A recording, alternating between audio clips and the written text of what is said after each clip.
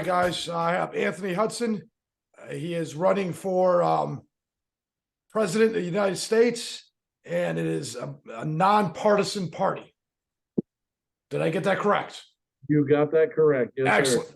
All right, Anthony, I appreciate you, and I thank you for being approachable, man. And go ahead and lay out your platform for us. Let's hear what you got. I like the idea of the average Joe being able to do this. So I'm not gonna lie to you, I got tons of questions. But let's start off with giving you the floor to talk on what your goal is on running for 2024. Yes, sir. I'm just tired of all the bickering that people do when it comes to talking about politics. And one day I stood up and said, somebody's got to be brave enough to face the challenges in Washington and stand up and represent the people. And you know, and I literally I thought, who better than myself? You know, I've been part of this world for 45 years. I've seen the good times, the bad times, and I know that the road we're headed down right now is not a good one. So if there's anything I can do to change the narrative in this country and give the people back the power that they deserve so that my kids can have a more secure future, then I'm willing to do it. And that includes putting my family out into the public eye as a candidate for president in 2024. All right, that's awesome. Out of curiosity, what is the requirements needed to get yourself on the ballot on all 50 states? Well, just to run for president, you got to be 35 years old. You got to be a natural born American, born and raised here, or an immigrant who has been a legal immigrant for 14 years or more. Those are the only three requirements that they put up on the website. Then you fill out the appropriate paperwork, you send it into the FEC, and they approve you or they decline you.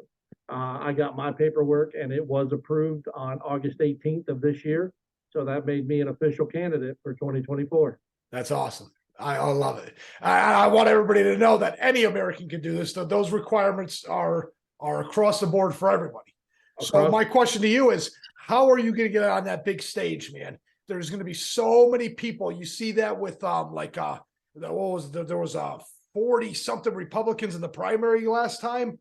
Right? Was it last? No, there was the time before, and they did it in segments, and you had to get like so high on the polls to even be on like the second or third run. Right. So how do you plan on getting on the big stage? Is there a plan? That's why I ran nonpartisan. Okay. I'm a registered Republican in the state of Michigan, and I understand, just as you do, that the Republicans and the Democrats, they'll be overloaded with candidates, and then they're all fighting for one nomination for the party, right? One representative to represent the Republicans, and one Democrat. As a nonpartisan, you bypass all of that. Nice. So we want to hold government accountable for is the fact that this is a job. This is an equal opportunity employment. It's EOE.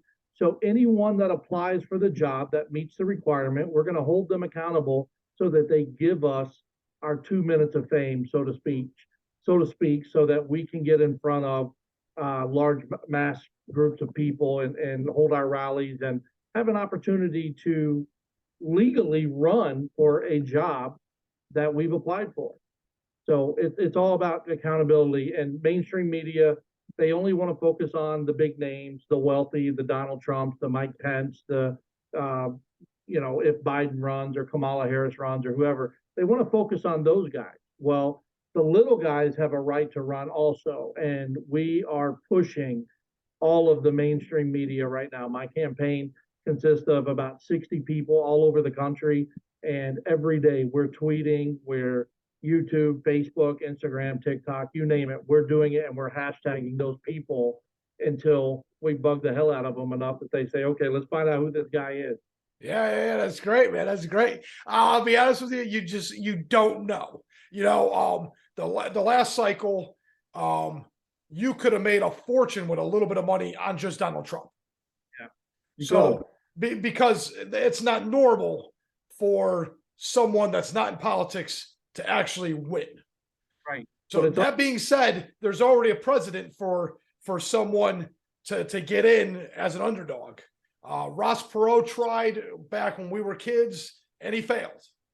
But he failed. But anyone that can turn a blind eye has to understand that Tulsi Gabbard denounced her membership to the Democrats and announced that she was going independent. There are millions upon millions of Americans that are leaving the political party that they've been affiliated with and going independent or nonpartisan because it's proven now that it doesn't matter how much experience you have. Joe Biden's been in politics for 47 years, and in less than 2 years, he's run this country into the ground. So it doesn't matter what your political experience is. I feel like my life experience living in this country, struggling and suffering and going through this life that they created for us gives me the experience to go into Washington and say, hey, enough is enough. Now we're going to change the narrative so that it benefits the people, not the politician. Because all reality, considering the way things are going, how can your experience be any worse? Right. Yeah. There's no way anybody can argue that you can make it any worse. So I'll be honest with you. I hope there's way more of this. I don't want to see it turn into a particular circus to have thousands or millions of people do it. But nonetheless, I like the idea of you having the fortitude to throw yourself out there, especially with a family and everybody having to get scrutinized there. But it's pretty neat. It's unique. You got plenty of time. You got a huge platform, Instagram, Facebook, TikTok. There's really no limitation to your message. Right. And we thought social media, because social media reaches out to over 75% of the people in this country, and it's free. So I don't have to travel all over the country and hold rallies and spend hundreds of thousands of dollars when I can stand on my back porch with TikTok or Instagram or Facebook or YouTube and go live and talk to as many people that show up. The other night, I did a live on TikTok for almost 6 hours, and 35,000 people had come in at one point or another to listen to what we were talking about. Congratulations. That's super cool, man. And like you said, you could have never done that being Anthony Hudson 10 years ago and stand on a box. You could not have stand in a box and got 35,000 people that day like you did yesterday. Yeah. So, right. So there really is no guaranteed limitation. So don't let anybody knock you down, man. And I'll go on record and say this: I've already turned down about $500,000 from the Republican Party. $500,000. Yeah, the young Republicans of Pennsylvania wanted to give me billboards, commercials, cash to switch from nonpartisan and run Republican. And within 30 seconds, I was like, no, thank you, but no, thank you. I'm not going to be bought. I'm not going to be persuaded to do it their way because that's their game. Yeah. We need true representation of the people in this country, and I'm going to stand by that. And running nonpartisan, again, allows me to be an option for you on election night. Nobody can push me out. I can be a write-in. I can pay the $380,000 to be on every ballot in every state all across the country, or we can just keep doing what we're doing through social media, spreading the word and getting in front of the right people, and then be so in everybody's mind that when they get their ballot, the first thing they do is they go down to the write-in, check it or circle it, and write in Anthony Hudson. And 41 states allow write-in ballots. 9 states do not. And those 9 states, we will be a name on their ballots. We will petition and pay the money to be on their ballot. So we will get representation all over the country. I mean, we already have supporters all over the country as it is. We launched our website, AnthonyHudson2K24.com, 2 weeks ago.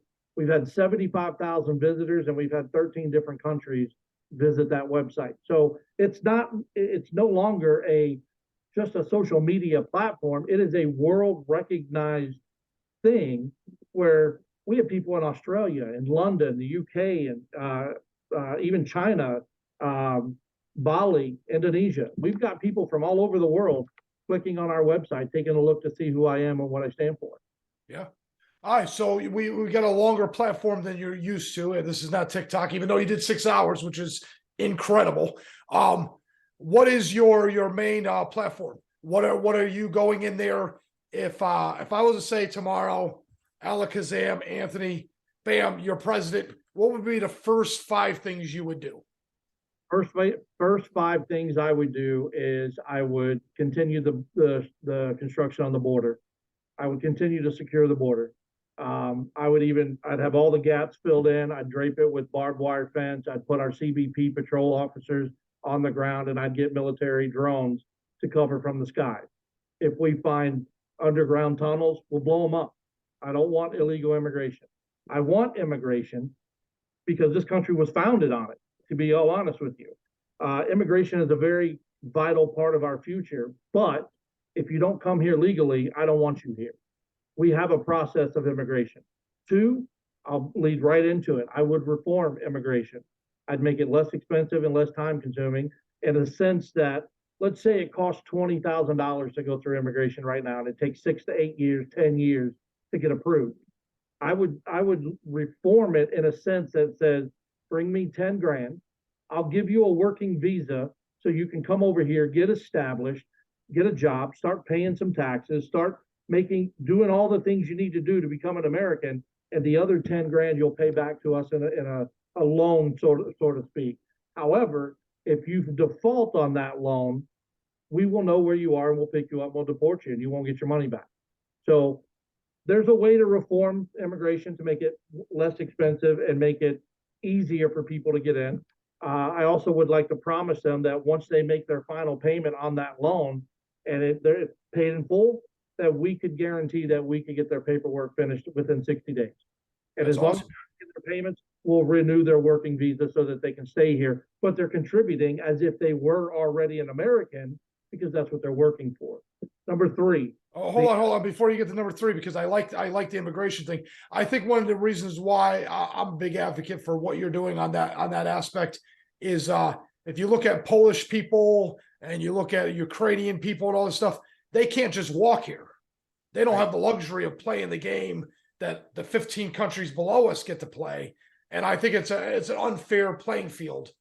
And I'm not saying the world is fair, but we're supposed to at least try to make it as fair as we can.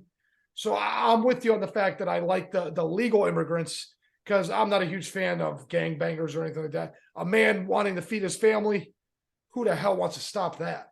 Yeah, no, I mean, there's no country in the world that we can go to as Americans that will let us in without a passport. Yeah, period. It's crazy. Yeah, it's crazy talk. It's preposterous. But again, it's not fair for the Polish people that have to wait years while this guy is a criminal, got out of jail, and just walked his way up here.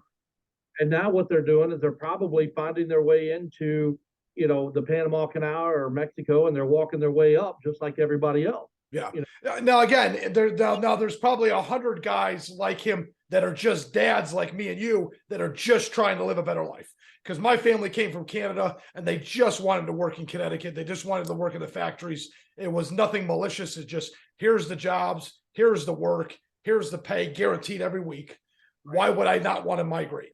So I understand where that's coming from when you're a man with family. I could see your motives. I could see your opportunities. I could see where you're coming from.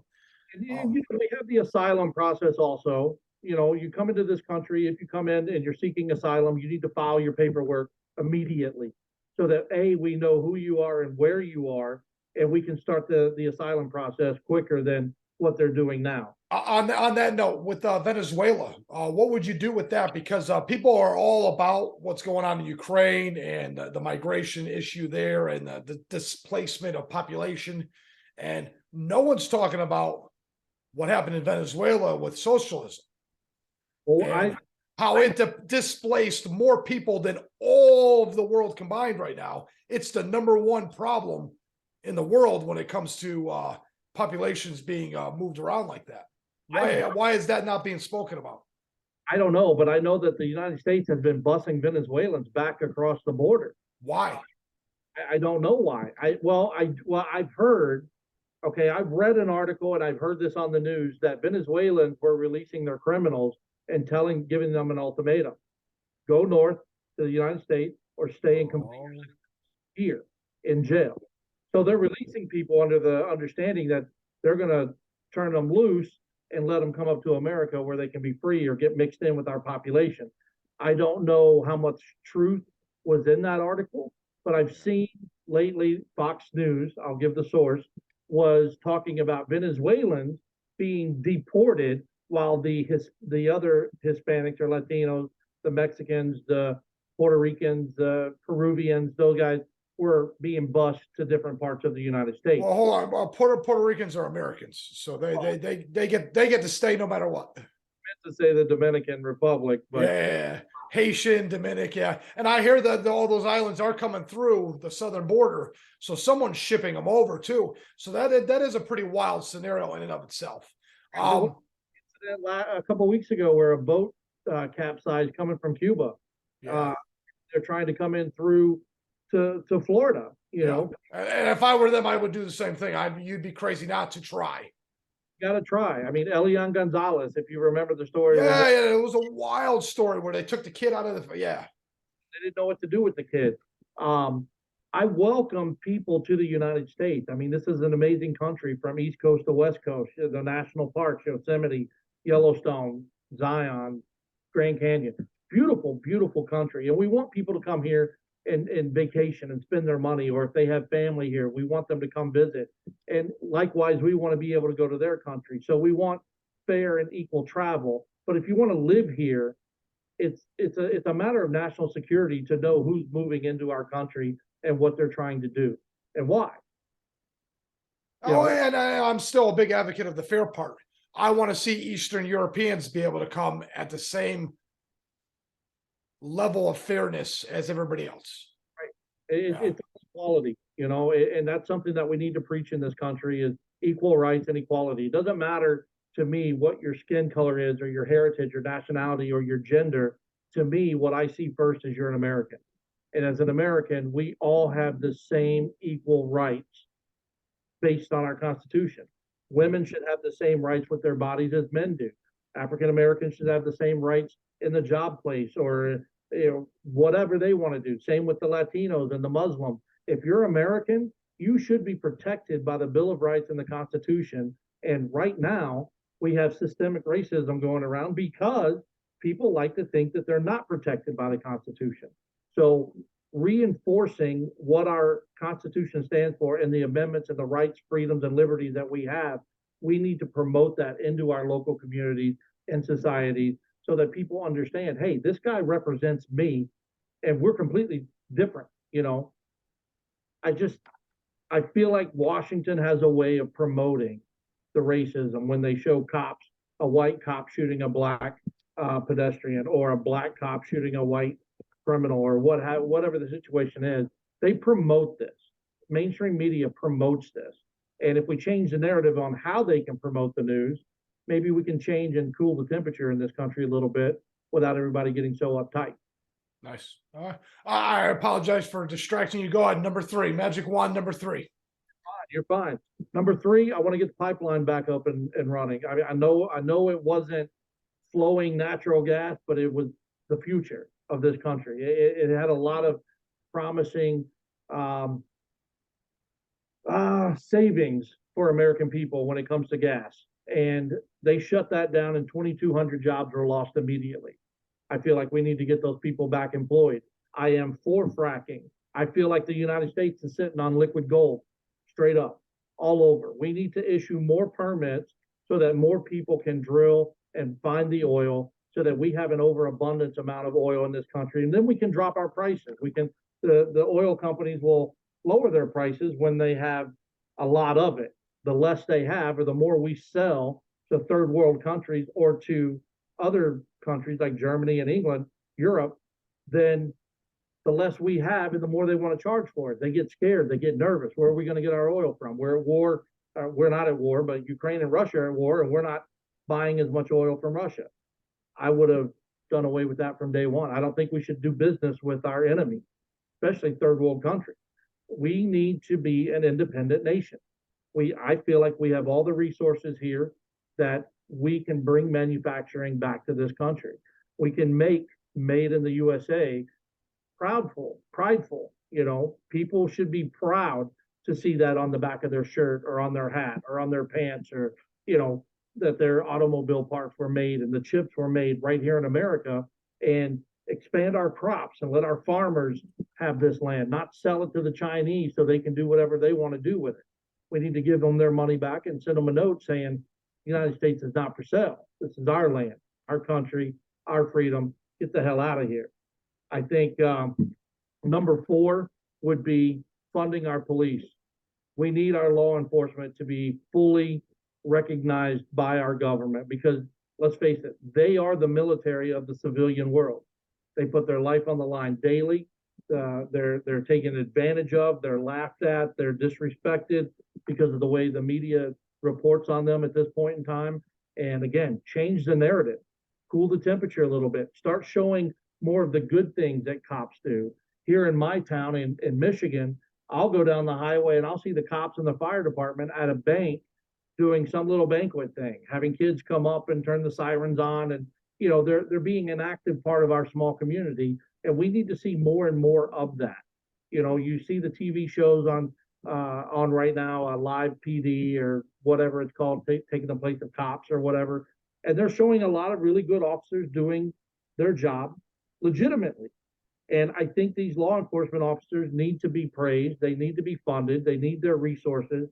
And we need to help them hire better officers with better training so that things like Uvalde, Texas don't happen again.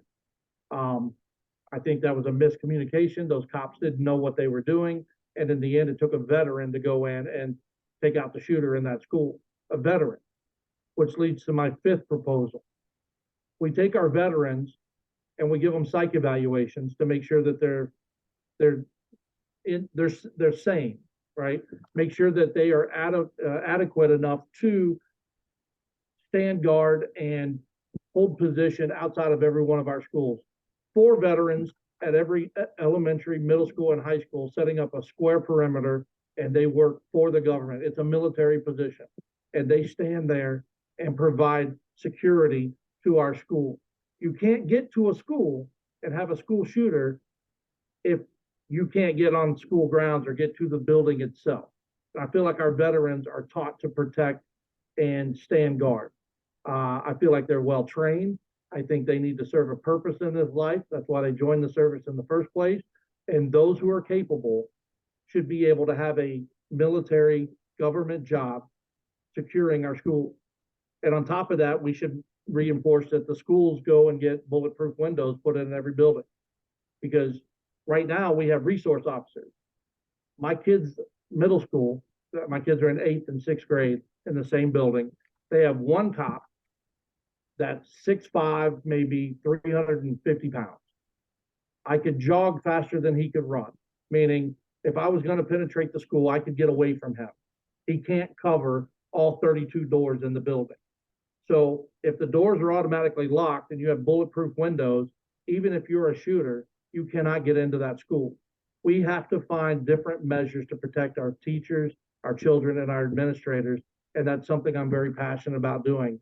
And Boots on the Ground is an organization that I'm working with to try and get this to Congress, to get them to put it into law. Reinstate these veterans, give them their pay, give them their benefits, their VA benefits, and let them secure our schools.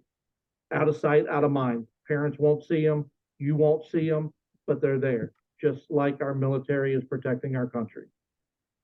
I love the fact that you're passionate about it. I like everything you're saying. It's fun to hear different perspectives. Now that we went through the magic wand, now the nitty gritty. If you were to try to enact some of these things, how would you practically do that? Knowing that you have to go through Congress and Senate for some of these things. Yes, I agree. Some things can be done by executive order to a certain extent. Right. But unfortunately, my immigration and migration and all those things cannot be just done by executive order. And if they did, just say you could, they could be undone with the stroke of a pen the day you leave.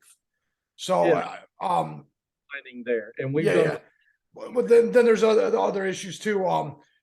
Being able to get the grants and the Congress and all the other ins and outs to get people into another bureaucracy to come and protect the schools nationwide. would you rather it be something where the federal government grants it to the states and the states can disperse them countywide, or something where it's a little more locally run? Because what if one city wants to do resource officers and bulletproof glass, and others just want to do veterans and leave the buildings as is? Would you want that standard to be set in a federal level, or would you want it to be more local? Let the people decide. Okay. And people decide through our vote. Our vote is the most powerful voice that we have. And there's a lot of people that are deterred about voting. They say the system is rigged. They select who they're going to make president. Our votes don't count. They do count. And there's a lot of laws that are being put into place in this country. Let's take Illinois, for example. January 1st, 2023, the safety bill is going into act. It's the SAF-T bill. They're going to release 401 prisoners from jail and put them back out into the public. And they're now saying that aggravated assault, aggravated DUI, kidnapping, robbery, second-degree murder are non-detainable. They're doing away with the cash bond system, saying it's racist and discriminating because only the rich can bond out because they have collateral, and the poor have to stay in jail. Well, if you want to do away with a system like that, I think first of all you should make everyone stay in jail. You're a criminal. You're being charged with a crime. Don't release them back to the public. The people of Illinois did not have a chance to vote on that, and they're furious because their governor went and signed that bill in February of this year that takes place January 1st of 2023. And people around Chicago, Peoria, they're freaking out because crime rate is already high as it is. What are you going to do when you put these criminals right back on the street and you want them to trust the honor system and show up for their court date? If you have a like a house arrest on your ankle, your little ankle band or whatever, they can't even begin to look for you until 48 hours have passed. And from Chicago to Alaska, you could be halfway there in 48 hours before they could even start to search for where you're at. These are things that people need to vote on.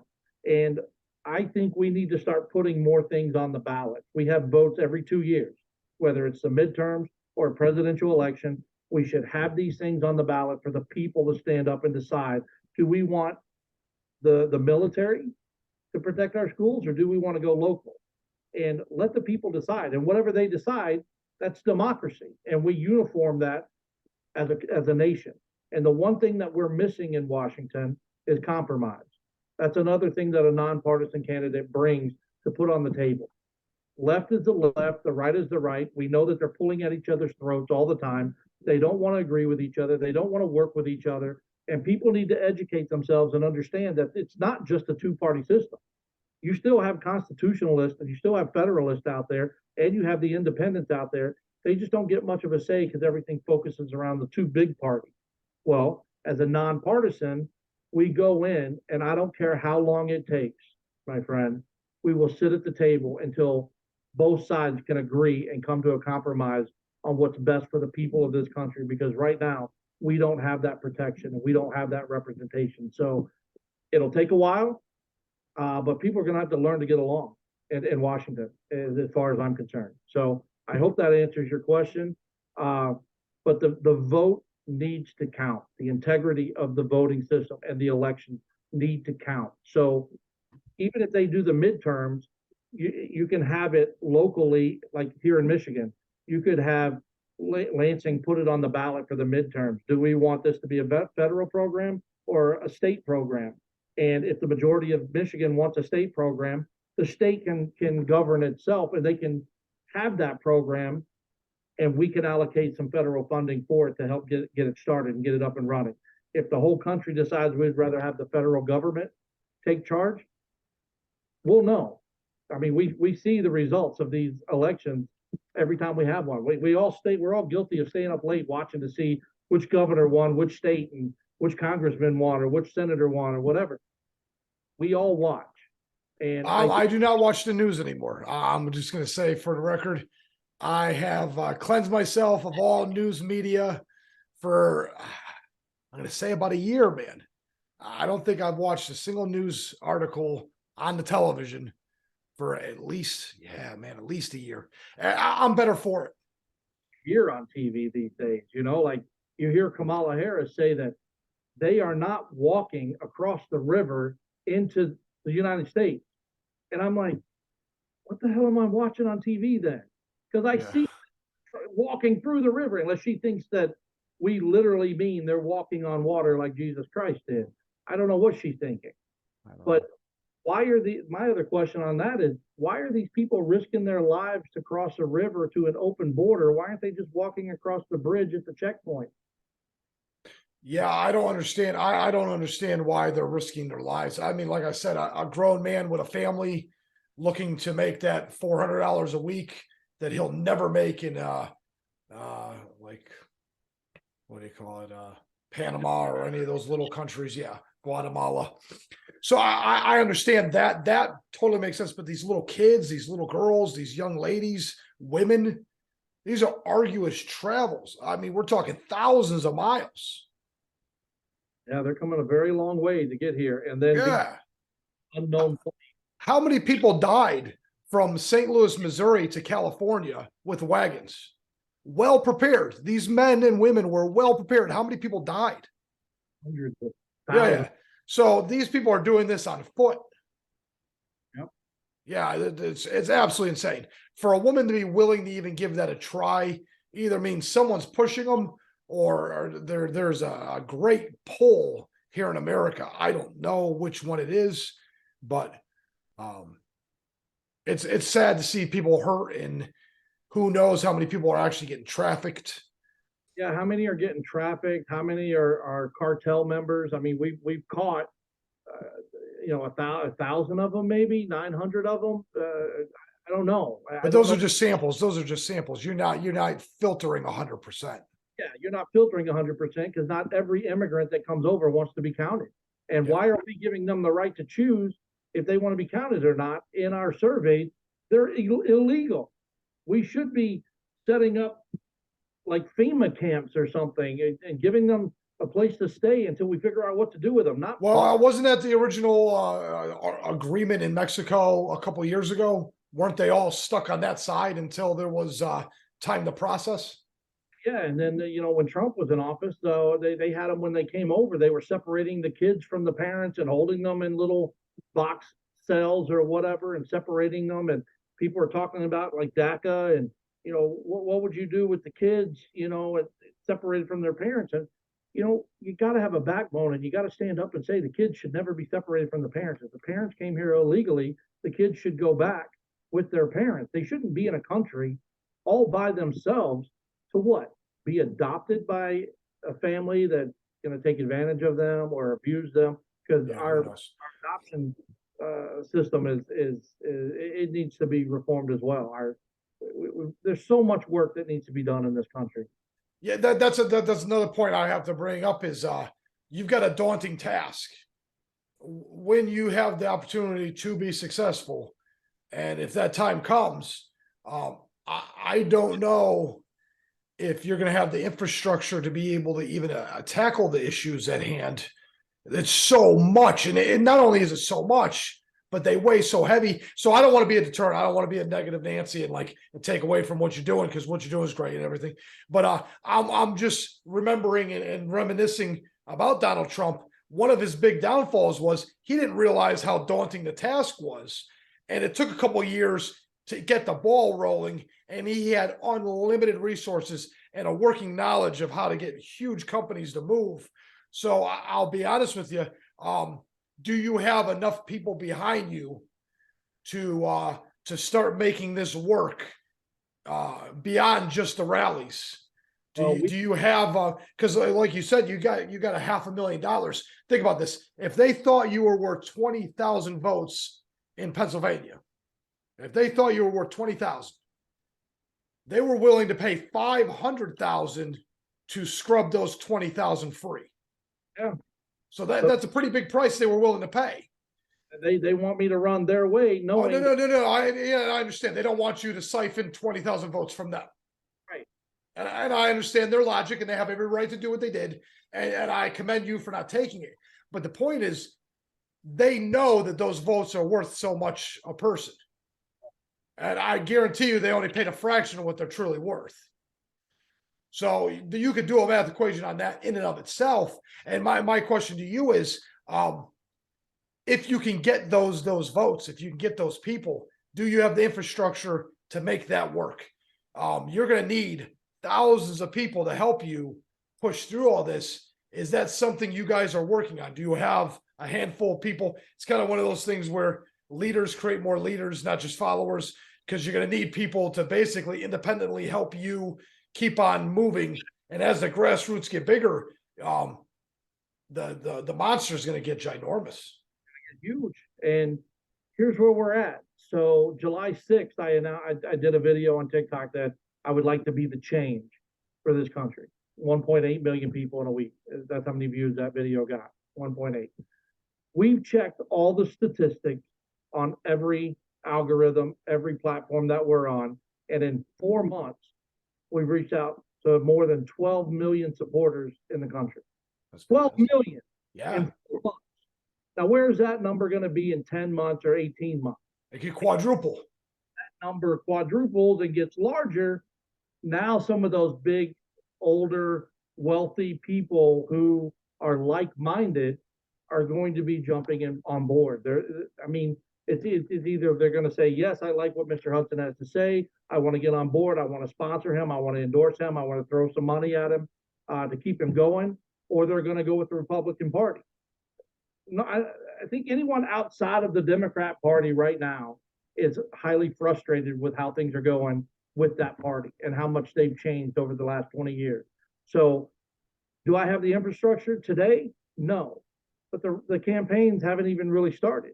Donald Trump's already announced, but according to all the people who the media thinks is going to run, he's the only big name that's announced it already, and he's doing that in the middle of a January 6th insurrection trial. And he's also doing it in the middle of an FBI raid on his home. So I don't know if this is public exposure for him, if it's for him to get donors sending him money because he needs money for all these legal lawsuits that he's going through. I don't know. I don't know what his situation. I don't have anything bad to say about Donald Trump. I voted for him twice, right? But Donald Trump is like me in a sense that he wasn't a politician when he started. He is one now. I know how middle-class America lives better than Donald Trump does. And that's our target right now. The blue-collar people, the backbone of this country. Donald Trump wasn't a politician when he came into office. And he did a lot of amazing things for this country. Where he and I are different, I actually live in the blue-collar society, and I feel the struggles daily that you feel, my neighbors feel, my friends, my family, my kids' friends. How much gas do I put in my truck because I got to buy groceries? And I know that groceries are expensive. How much do I pay on my mortgage because I have either a student loan or the electric bill or the gas bill, or we're trying to stretch our dollars as much as we can. And I'm sorry, Donald Trump, but you will never know what that truly feels like because you've never had that. You've had that proverbial silver spoon in your mouth your whole life where anything you want, you can have it right away. Everyone in government pays nothing. They don't pay for the gas in their vehicles. They don't pay for their health benefits. They don't pay for their travel when they fly cross country in jets all the time, 2 times a week, 1 time a week, whatever it is when they have Senate meetings or Congress meetings in Washington. We pay for all that. And on top of that, we're taxed on every single thing that we do in this country. We're taxed on our labor right off the bat. We pay high taxes on our labor. We pay high taxes on our food. We pay tax on our gas. We pay tax when you buy tires at the tire store. You pay tax when you buy the hat and shirt that you're wearing. Everything we are taxed on, and then we send the majority of our money overseas. We need to stop. We need to focus on America. All right, so I have a question on the taxes because that's a pretty big one. Would you do a flat tax? Would you lower the taxes across the board? How would you go about with the taxes? obviously you want the money to stay here in America. So the money would cycle around in a circle a little bit more. We'd have to get into some of the political ramifications, geopolitical on the way we spend our money, because that's a whole nother debate.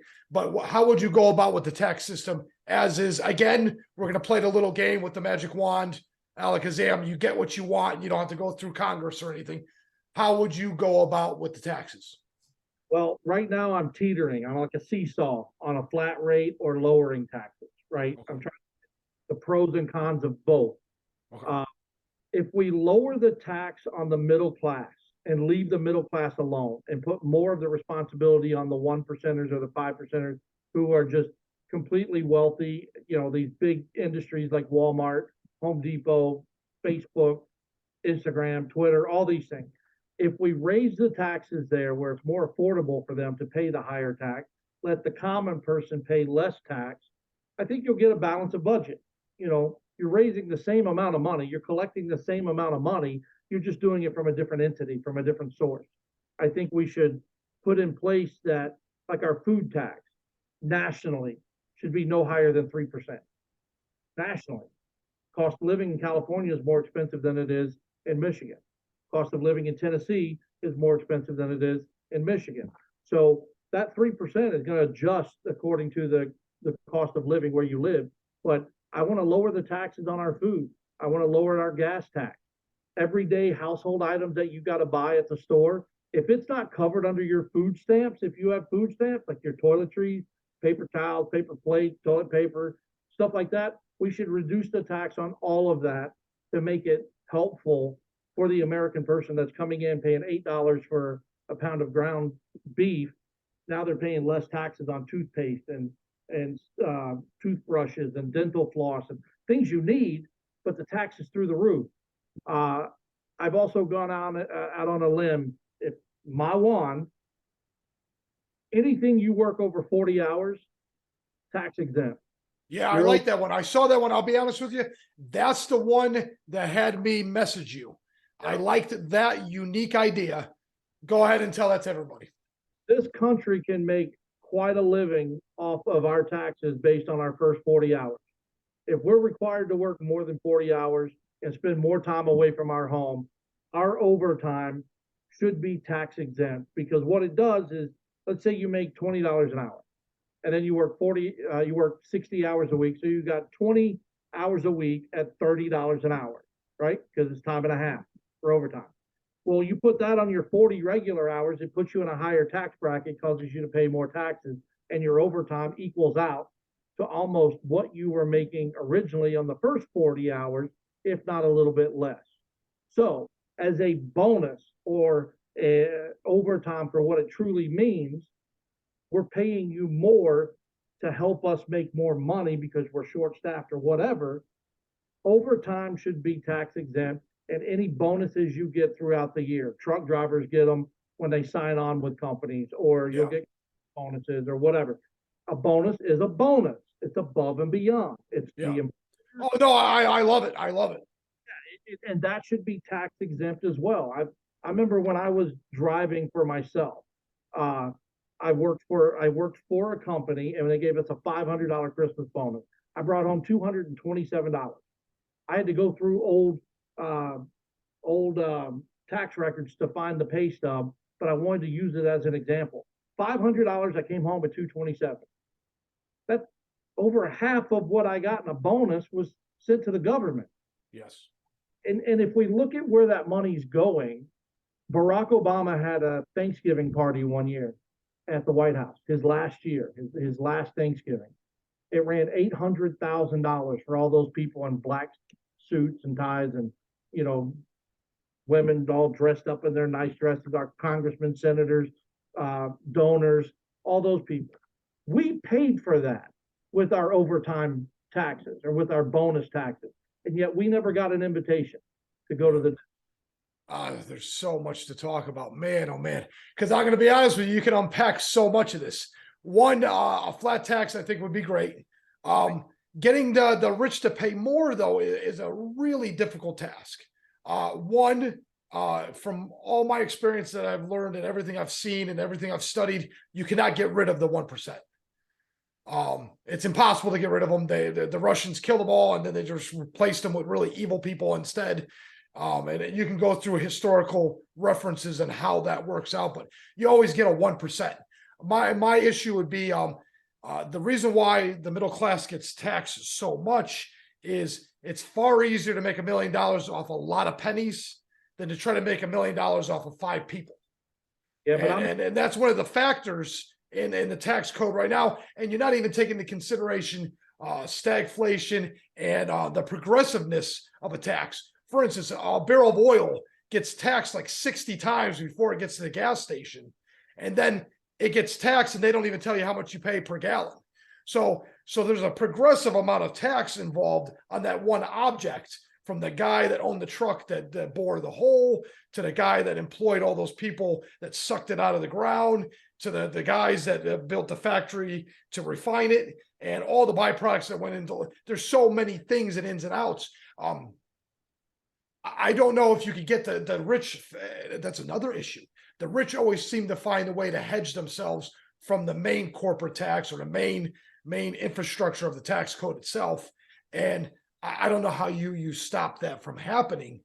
I think you write it up in a way that you cover the loopholes and you hold them accountable, and you start finding the hell out of them when they violate, or they find a way to systemically change the way that they pay their taxes to avoid, certain tax.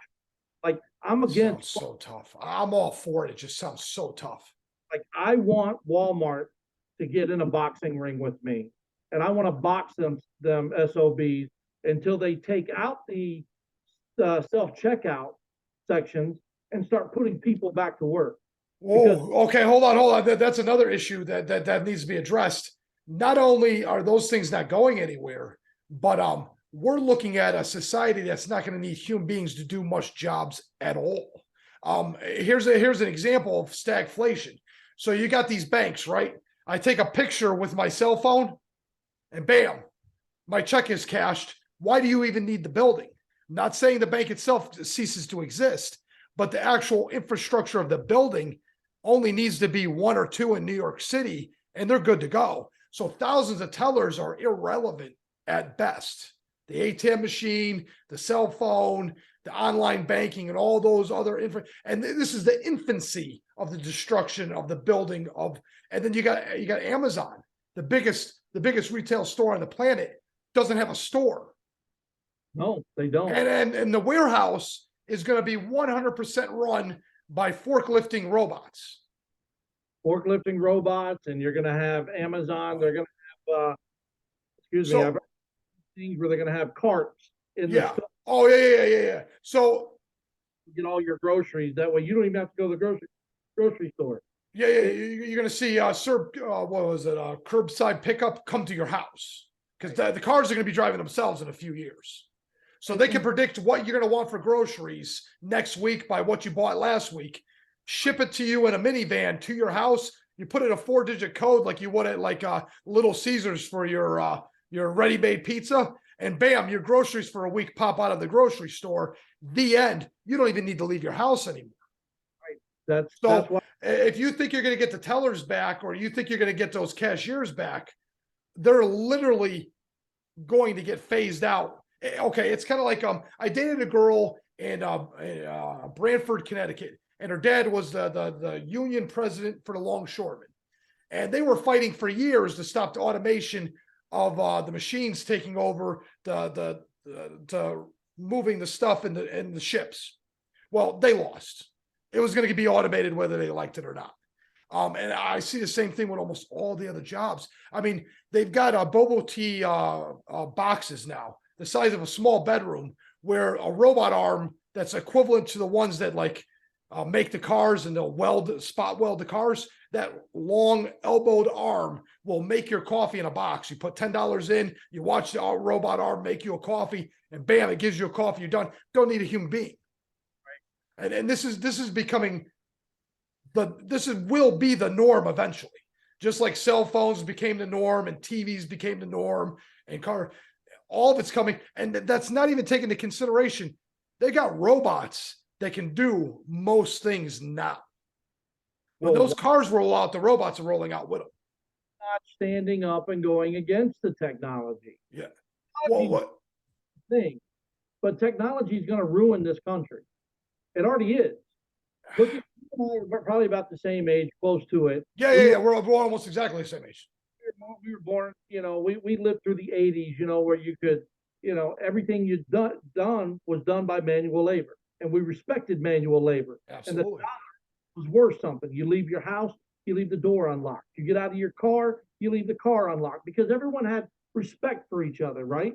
Now Yes. there's so much technology at your fingertip that we have phased out human interaction. And what human interaction we do have is negative. Everybody is pissed off or upset or entitled. I'm entitled to tell you to F off if I want to, but you're not entitled to respond and defend yourself. I don't agree with that. Yeah. I believe that in order to save this country, we need to limit our technology to some degree and put people back to work. And Walmart gets away with putting all these it used to be just a couple of self-checkout items for like 12 items or less, right? That's when they introduced it. Yeah. Now, full conveyor belt that you can do a whole basket all by yourself, bag it and get out. The employees that they do hire, they hire them full time, but give them 34 hours or less a week.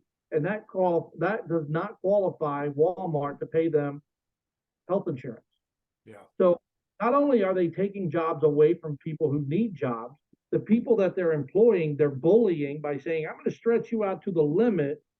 And then I'm going to say, that's it for the week. We're not going to offer you overtime, and we're not going to give you health insurance.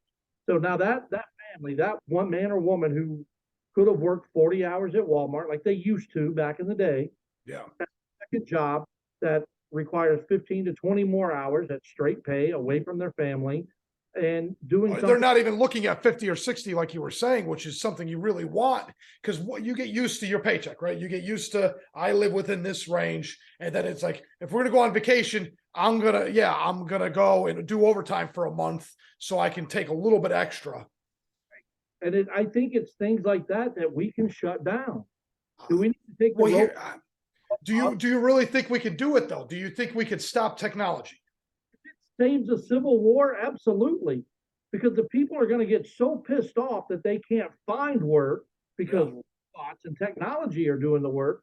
You're going to have people stand up and, revolutionize together and go out there and fight to get work. Because if you put everything into technology, is the government, let's ask ourselves this, when they go to electric vehicles and all these you order online and the robot car that self-drives itself to your house, and you go out and get your pizza at the curb or your groceries at the curb, or call centers are all robotic. And if they're going to put all this technology into society, is the government going to start investing $87 billion a year to take care of every American the way we're taking care of Ukraine? Are they going to pay us to live here and make sure to buy those things? Because if not, then we do need to stand up to big tech, and we do need to take that proverbial paddle, so to speak, and bend everybody over the table and give them a whooping like we used to get back in the 80s and say, this is not how this country runs. The government works for the people, to represent the people. Our military is to protect this country and our allow us to live in peace and security, knowing that no one's going to invade us. We need to get the functional parts of government to work for the people again, not the selfish agendas that these idiots that have been in politics all their lives go in. Look at all the destruction that's going on right now from Biden, the big man, and his son Hunter. The corruption just keeps coming out. It just keeps coming out in the media. And now you got the FBI involved at the top level of the FBI. We've got indigenous women that are being raped, murdered, and kidnapped on the reservations. And the only American agency that can help with that is the FBI, because they have jurisdiction all over the world, right? But how can we trust that the FBI will get involved to help protect indigenous women that live on the reservations, like in Alaska or Oklahoma or North South Dakota. They don't have time. They don't have time. So if it gets worse in the cities, they're going to have even less time. And if the world gets more chaotic, there's going to be even less time. Yeah. I'll be honest with you, that the government isn't the answer, is the problem. And I don't know how it's going to play out. I'm going to be honest with you. You can't uninvent a wheel. You can't uninvent solar panels. You can't uninvent nuclear bombs. Once the Pandora's box is open, and I'll be honest with you, there's people that actually believe that the wheel was going to be invented, whether the wheel was invented or not. And that the airplane and the bicycle and the car eventually would have got invented, even if it didn't get invented.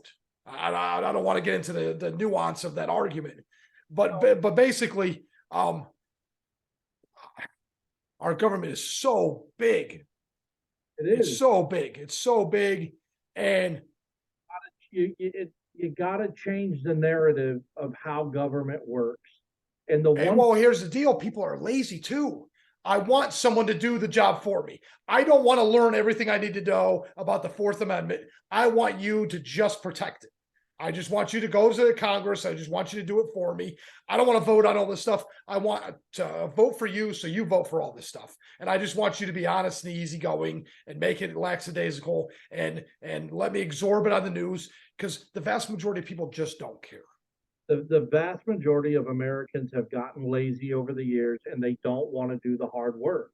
That's why they're for the open border the way it is, because the immigrants will come in and they'll take that hard work. Those robots are going to take those jobs, man. I'm telling you, these warehouses are not going to be run by people. And in a matter of just a short.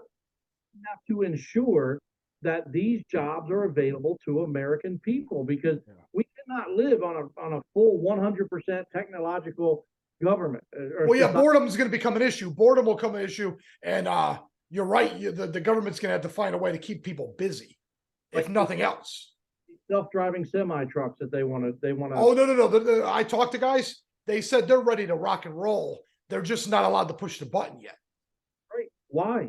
Why would you want a computer-driven truck? And I don't know if you've ever been to Michigan, but we have potholes the size of Arkansas. And are these sensors on these trucks going to be able to hit that pothole and counter maneuver the truck in a way that keeps it in its lane? Or in the, here in Michigan, the snow gets so heavy on the highways that you can't see 100 yards in front of you. I agree with you. Trucks, are they going to pick up what's going through that snow? Here's the issue. Just like the flat screen TVs had problems and the cell phones had problems and the car and the plane all had like glitches, they eventually ironed them all out.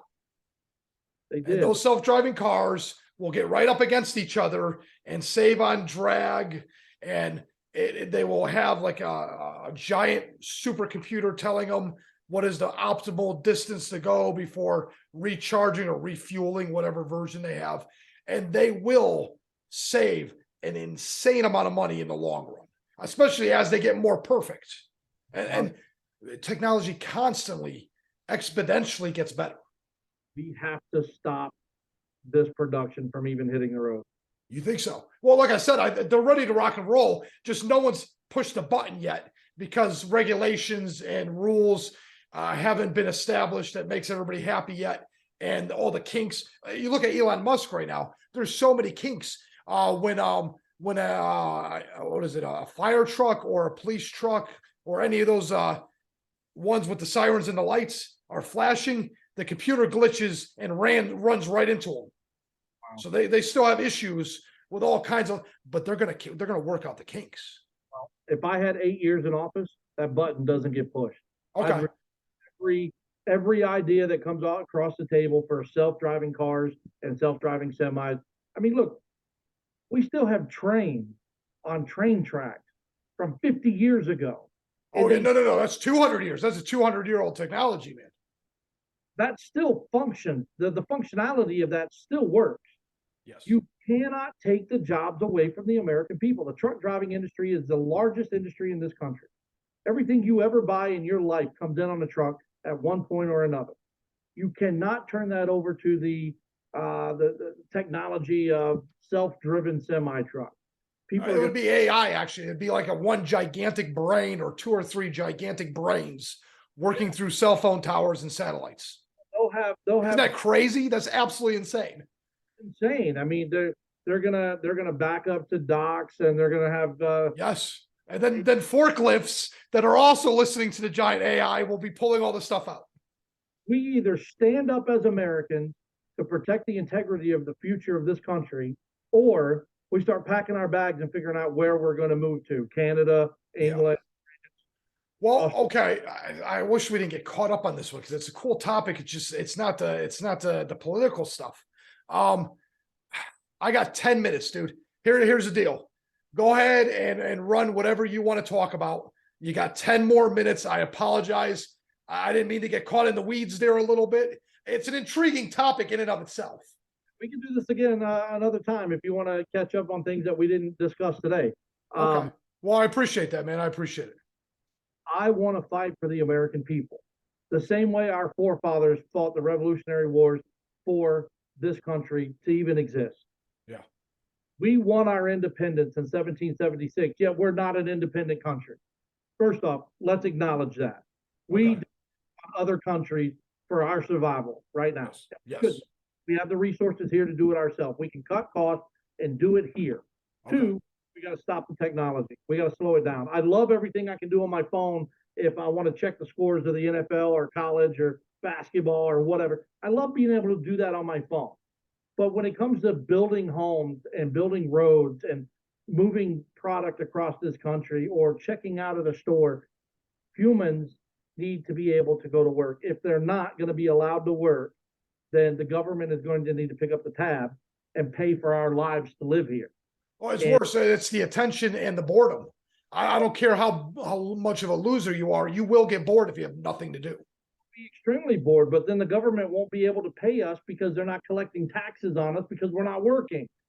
You know, if we can't go to work, our taxes, which fund this country, will no longer, they'll cease to exist, period. Yeah. We have got to have people working. And big tech, I'm sorry, somebody needs to stand up and slap them around a little bit, you know, and remind them of our core values in this country. People talk about, oh, the invention of this, the invention of that. How many people died so that you can have the freedom of speech? How many people died so that we would have the freedom of religion or I'd go further, man. I would say 10,000 years of my ancestors scraping through life, staving off starvation, not getting eaten by lions, just to survive in a hut so that we can get here. To get to the point where everything, like you and I don't know where you're located, but we're having a conversation through, you know, computers and I'm outside of San Antonio. San Antonio. See, I grew up in Austin, so I'm a big Longhorn fan. Good deal. But you know, technology makes things like this work, and this is cool. This is not taking the job away from anyone, right? No. I could have flown to San Antonio and talked to you in person, but this makes it convenient. But when you're talking about having the tires installed on your car, or you're checking out your groceries, or you're buying stuff at the mall, you don't need a self scanner. You need another human that you can say, hi, how are you? How's your day going? Merry Christmas, happy holiday, happy Thanksgiving. You know, we need that human interaction. Well, and there's self-respect involved too. Yeah. And you can ask my fiance, when we go to the store, I go to the people in line unless I have 2 or 3 items I want to get in and get out. And I'm not saying Walmart's got to stop all of their electronic, you know, checkout stations, but they need to put more people in the store then. You know, well, they're having a problem, man. They're going to go out of business if Amazon keeps going down the direction they're going, and you won't even have a Walmart that exists anymore. It's like Kmart, you know. Yeah. I grew up with Kmart. Yeah, I was from Connecticut, so I grew up with Kmart. Caldors, Bradley's. I literally, and I don't know how big your audience is, my friend. I hope this gets out to a lot of people. And for those who want to look at Anthony Hudson and say, I can't stand this guy, or they have something negative to say, I want them to step back for 1 second and ask themselves, who else is willing to do so much for the American people so that they can survive and protect their freedom and their future, you know, protect our schools, protect the integrity of actually working in this country, bring in the immigration, the right way and look back and say, do you want a Kamala Harris who said, and I quote, 18 to 24-year-olds are stupid, but yet they can sign up and go fight for this country and die in Iraq or Iran or wherever. We need to cool the temperature and understand and relate as humans. We need to come together. I don't care if it's arm in arm and sing "We Are the World" like Michael Jackson did, right? I don't care what it takes, but we need to start respecting each other as American citizens of this great nation and protect our future from going down this dark path where how blessed and lucky we are. So I decided to take a chance, and I'm young enough. I'm 45. I can do this for the next 5 elections. Yes, you could. It'll actually get easier, and you'll know more, and more people will know you, and you'll have a lot more traction. So I'm going to be honest with you. Actually, I'm glad you came on. Thank you for being approachable and taking the time to talk to me. Well, people before politics means I have to work with the people to make this country great again. I will be approachable. Anthony Hudson, I appreciate it. Running for president, 2024. 2024, Anthony Hudson, 2K24.com. Check us out. Yeah, go ahead and give us your TikTok and give us all your stuff before we leave. Yeah, so Instagram, Twitter, and YouTube are at Hudson 2K24. I have one TikTok account that is Hudson, the number 4, President 2K24, and I have another TikTok account, Hudson 2K24, and then we have our Facebook political page is Hudson FOR4, the word for President 2K24, and I have seen my followers go from 500 in the first 60 days to over 2,200 in the last 2 weeks. That's amazing. Instagram go crazy. I put up that video that you saw about the taxes, the overtime, and it's currently sitting at 5.8 million views. Amazing. 130,000 followers in 2.5 weeks on TikTok alone. So my message is getting clear, and I just want people to understand that I'm not in this for political gain. I'm not in this for financial gain. I could care less. Is it a job? Yes. Will I get paid to do it? Yes. Do I need $400,000 a year to do the job?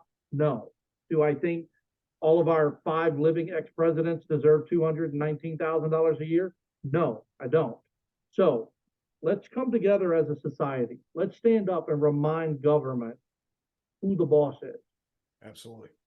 Let's live peacefully within our borders and have the freedom to travel and live the lives that we want to live based on our lifestyles, and not be told what we can and can't do, because that's not what freedom is. So I hope that you'll have me back. I know there's plenty more that we can talk about. Yeah. Everybody go check out Hudson 2K24 or Anthony Hudson 2K24.com. We have a merchandise store. We're selling all kinds of good stuff there. Flags, hats, shirts, bumper stickers, beer koozies. Koozies. I have one right here. Look at that. Love it. I love it. I love it. Fantastic. Anthony, I appreciate your time, man. I got to go. I hear you, man. Take care. Good luck.